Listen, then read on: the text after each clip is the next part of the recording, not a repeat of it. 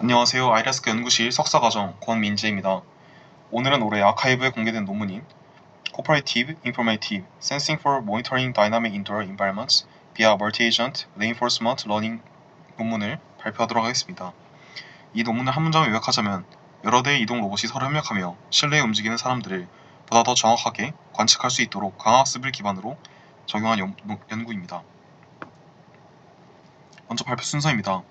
이 문제가 왜 필요한지 배경과 기존 연구의 한계를 짚어보고 문제를 정식화하고 MARL의 방법론 두 부분으로 나눠 설명드리겠습니다. 그리고 실험 환경의 설정과 결과를 보고 분석한 뒤 마지막으로 결론과 향후 연구를 말씀드리도록 하겠습니다. 먼저 연구 배경입니다. 실내에서 사람들이 공간을 어떻게 쓰는지는 시설 관리, 안전평가, 공간 활용 분석의 기초 데이터가 됩니다. 문제는 실내라는 환경 자체입니다. 벽과 복도가 있기 때문에 시야가 계속 가로막히고 오큘레이션이 발생하게 됩니다. 오른쪽 그림을 보시면 파란색 영역이 각 로봇의 시야, 즉 FOV이고 빨간 점이 지나다니는 사람, 회색 점이 가려져서 안 보이는 사람임을 알 수 있습니다. 보시는 것처럼 한 시점에서 관측되는 사람은 일부분입니다.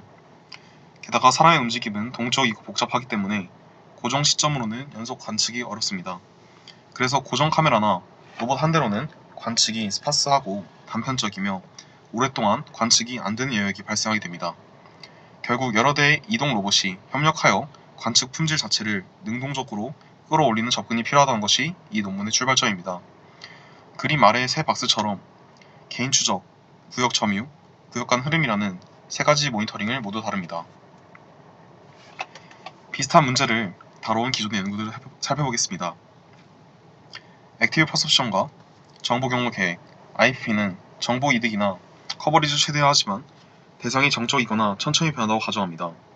다중 로봇 커버리지, MCPP는 환경 전체를 빠짐없이 도는 완전한 커버리지와 메이크 스팬 최소화가 목표이고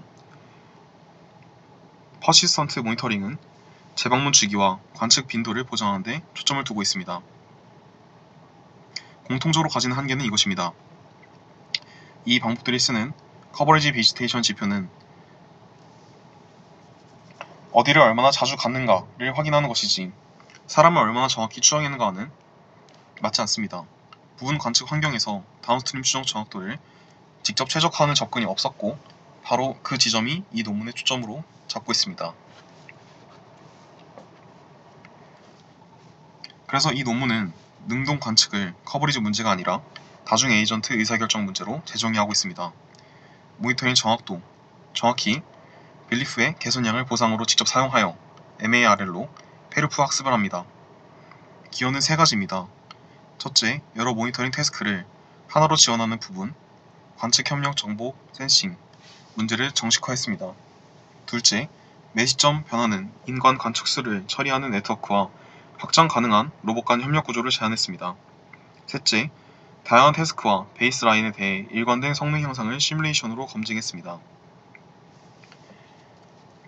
이 문제를 수학적으로 어떻게 정의했는지 살펴보도록 하겠습니다. 전체 문제는 덱팜DP, 즉 분산형 부분 관측 마르코프 결정 과정으로 정식화하였습니다.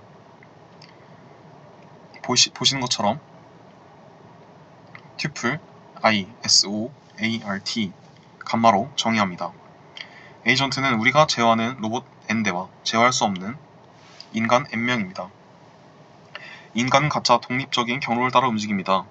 상태는 실내 레이아웃, 오메가, 모든 에이전트 포즈와 속도, 로봇별 라이다, 거리, 벡터로 구성됩니다. 핵심은 관측입니다.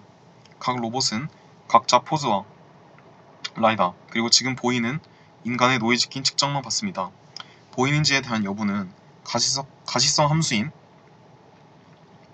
fbs가 0 또는 1로 결정하게 되는데 여기에 FOV 제한과 오큘레이션이 모두 반영되고 있습니다. 측정에서는 가우시안 센서 노이즈가 더해지게 됩니다. 즉 에이전트 입장에서 항상 부분적으로 보게 되는 것입니다. 행동은 2, 3 명령으로 받습니다.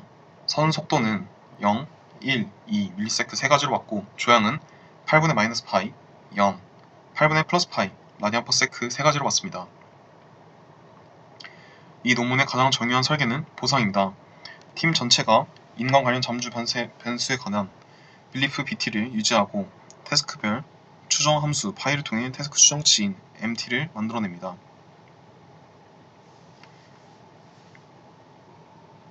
그래서 빌리프가 한 스텝에 얼마나 많이 갱신되었는가를 확인하고 있습니다.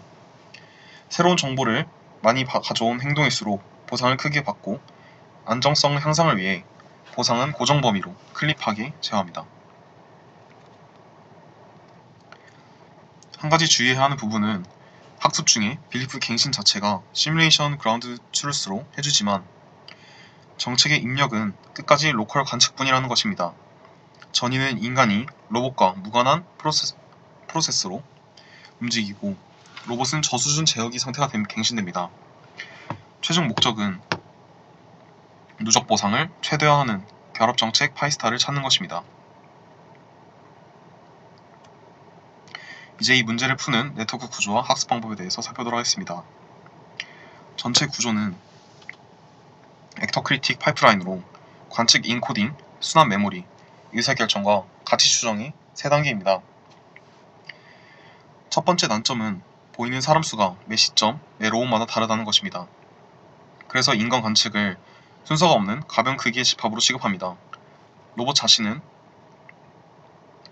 상태를 에고 MLP로 인베딩하고 인간 상태 하나는 공유 MLP로 같은 차원의 토큰으로 만듭니다. 여기에 학습 가능한 더미 토큰을 항상 추가해서 사람이 한 명도 안 보일 때는 유효한 출력이 나오게 합니다. 이 다음 에고 인베딩을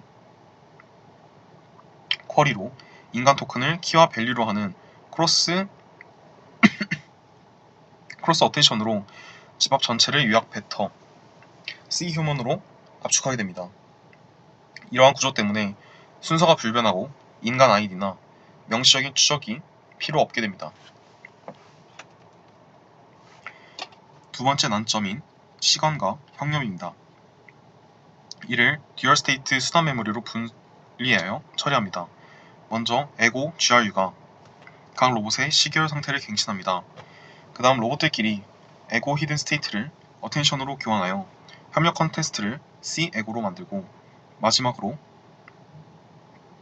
인터랙션 GRU가 이 협조 신호를 시간축으로 통합합니다. 자기 기억과 팀 협조 두 단계로 나눈 것이 포인트라고 할 수 있습니다.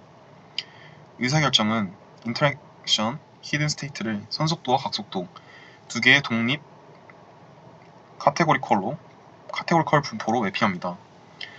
실행은 분산으로 실행합니다. 반면 가치 추정은 중앙에서 진행되고 전 로봇의 히든을 쌓고 학습형 쿼리로 어텐션 폴링을 해서 VT를 만들게 됩니다.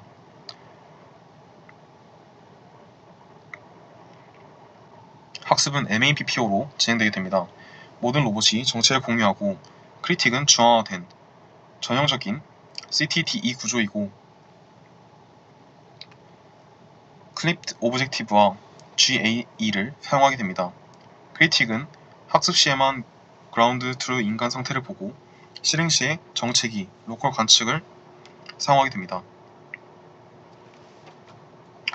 실험 환경입니다. 평가는 2D 시뮬레이션에서 진행하였습니다. 방과 복도 구조를 절차적으로 생성하고 겹치는 방은 존으로 묶게 됩니다. 80 곱하기 40m 맵에 방이 12개, 7개의 존으로 구성하였습니다. 인간 경로는 마르코프 체인으로 목적지를 고르고 로그 노멀 분포로 체류 시간을 샘플링한 뒤 A스타와 퓨어 퍼슛으로 주행합니다. 기본 설정은 인간 20명과 로봇 5대로 진행하였습니다.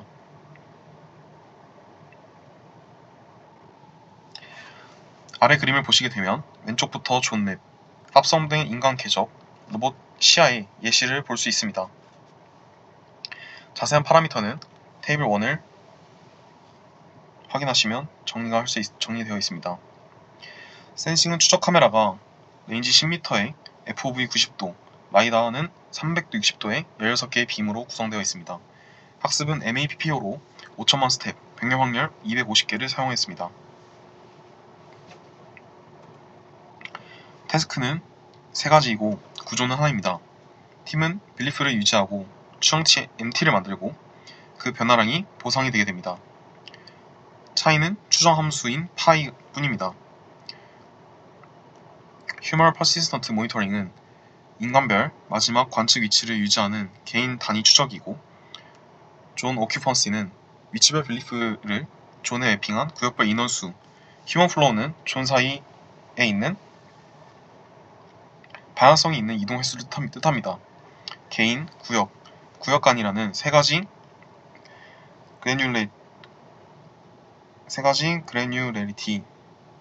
그래뉴레이티 같은 프레임워크를 전부 처리합니다. 비교 대상은 네 가지입니다.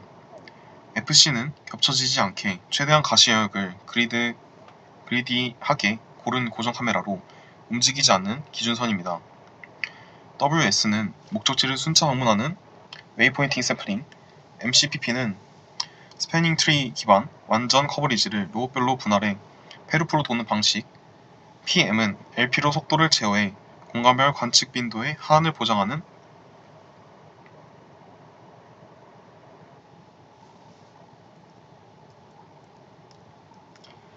퍼시스턴트 모니터링입니다. 정리하면 고정된 이동, 그리고 학습 없는 네 가지 방법, 학습 기반인 제한 방법의 구도입니다. 결과를 보도록 하겠습니다.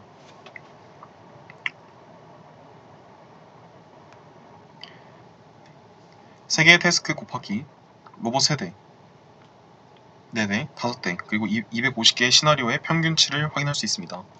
중요한 점은 정책을 5대로 한 번만 학습하고 세대 4대에서는 제로샷으로 그대로 적용했다는 점입니다. 그럼에도 빨간색 막대인 MARL이 모든 태스크, 모든 팀 크기에서 최저 오차를 기록하고 있습니다. 로봇의 수가 늘면 전 방법의 오차가 줄고 격차도 좁아지게 되는데 센싱 자원이 많아지면 문제 자체가 쉬워지기 때문입니다.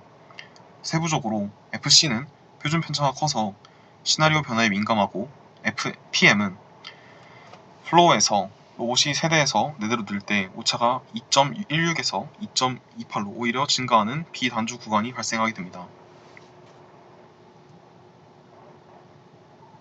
시나리오 경고성을 살펴보도록 하겠습니다. 학습 때 본 적 없는 분포 변화 4가지로 평가합니다. 인간을 10명으로 줄인 스파스, 30명으로 늘린 크라우디드, 체류 시간을 늘린 롱 드웰, 그리고 고립된 존으로의 전이 확률을 2배 키운 스큐드입니다. 앞 세 변형에서는 대부분의 방법 성능 변화가 미미합니다. 반면 스큐드에서는 전 방법이 하락하는데 특히 고정 배치라 적응이 불가능한 FC의 하락폭이 가장 큽니다. MARL은 스큐드를 포함한 전 시나리오에서 최적 오차를 유지하여 분포 변화에 견고하다는 것을 확인할 수 있습니다. 로봇을 한 대에서 10대까지 늘렸을 때의 결과값입니다. 오른쪽에 마지널 유틸리티는 로봇을 한 대 추가할 때 오차가 얼마나 줄어드는지를 정의합니다. 성능은 로봇 수에 따라 좋아지지만 한계 효용이 5대 이후에 급감하는 모습을 볼 수 있습니다. 포화되는 모습을 확인할 수 있습니다. 커버리지가 중독되기 시작하는 것입니다. 8대 이상의 대규모 팀에서는 전역 최적 배치 이점 때문에 FC가 최저 오차를 보이고 PM은 8대에서 불안정해집니다. MARL은 전 팀 크기에서 유의미한 저하 없이 일관된 성능을 유지하는 것을 확인할 수 있습니다. 총 예산 센서를 5개로 고정하고 고정 카메라와 F와 이동 로봇 M의 비율을 F5, M0부터 F0, M5까지 바꿔가며 각 구성마다의 정책을 학습하였습니다. 결과는 혼합 구성인 F2, M3 환경과 F1, M4가 고정된 모델과 이동하는 모델 양극단을 모두 이기는 것을 확인할 수 있습니다. 특히 F1, F4 모델은 F0, M5와 동급 성능을 보이고 있는데 고정 카메라가 로봇보다 운영 비용이 싸니 더 효율적인 절충점입니다. 가운데 있는 히트맵을 살펴보시면 로봇들이 고정 카메라가 덮는 지역을 회피하고 상보정 영역에서 궤적을 배분하는 것을 확인할 수 있습니다. 다만 고정 센서 비중이 가해지면 로봇이 기여할 여지가 줄어들어 이득이 감소합니다. 배치 위치 또한 중요하게 됩니다. 오른쪽 그림과 위의 테이블 2를 확인하시면 로봇이 가기 비싼 외곽인 1번, 3번, 7번 배치가 유리하다고 판단되고, 특히 7번은 긴 복도 끝방까지 덮기 때문에 평균과 분산을 모두 개선하고 있습니다. 반대로 중앙인 2번, 4번, 5번은 로봇 동선과 겹치기 때문에 상대적으로 열세를 확인할 수 있습니다. 마지막 분석은 빌리프 변화 보상이 정말 모니터링 성능과 정렬되는가를 확인해 보겠습니다. WS는 궤적을 다르게 샘플링하고 MARL은 시드와 확률성을 바꿨습니다. 3점도에서 보상과 추적 오차 사이의 뚜렷한 상관, R은 마이너스 0.653이 나타나고, 오큐펀시는 마이너스 0.8, 플로우는 마이너스 0.89로 더 강하게 됩니다. 완벽한 지표는 아니지만 보상이 오르면 성능이 좋아지는 방향성이 일관된다는 점에서 보상 설계가 제대로 설계되었다는 타당성을 뒷받침하고 있습니다.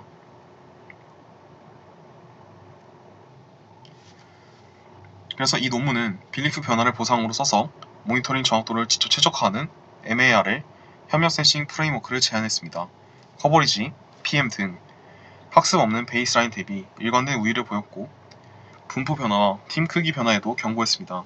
고정 인프라와의 하이브리드가 비용 효율적이며 이때의 카메라 배치는 실내 토폴로지를 고려해야 한다는 실무적인 시사점이 있습니다. 검증은 2D에서 진행했지만 저차원 시네매틱을 다루는 구조이기 때문에 RGB, D 같은 추적 실제 인지 파이프라인과 구조적으로 호환되게 됩니다. 그리고 향후 과제로는 3D 시뮬레이션과 심투 리얼 배치, 더 풍부한 시네마틱 정보를 입력하여 환경을 설계해보고 LLM, VLM 기반으로 설명과 일반화를 제안하려고 합니다. 이상으로 발표를 마치겠습니다. 들어주셔서 감사합니다.